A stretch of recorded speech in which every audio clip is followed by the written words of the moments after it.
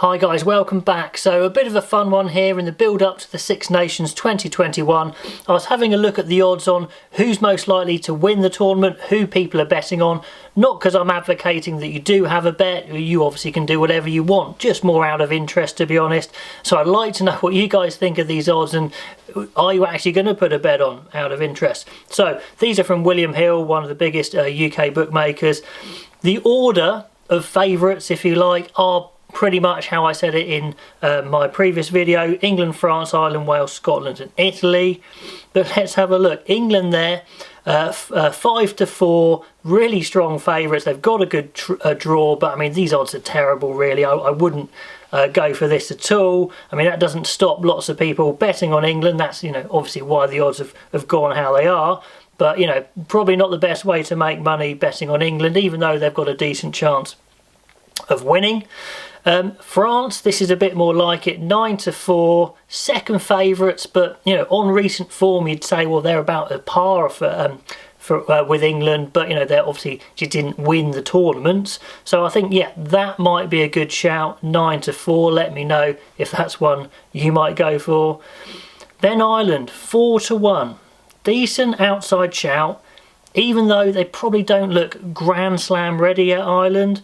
You know, remember, winning the Six Nations with 4 wins is a more likely way of winning the Six Nations. I mean, you can win with 3, although that's, you know, very tricky. But could Ireland win 4 games? Yeah, absolutely. I do see that in them. Quadrupling your money doesn't seem too bad either. So, yeah, that's not too bad. Then Wales at 10-1. Surely, you know, some of the longest odds we've had for Wales for a long time in recent history. On form of last year, it would seem a waste of money, but you know, remember, a lot of Wales's best players are still there. They're just not playing that great as a team or individually. Could they suddenly turn it around? Well, of course, the potential's there. I don't think it's a terrible shout to put some money on at 10-1, but you know, the form suggests not, but the potential suggests maybe.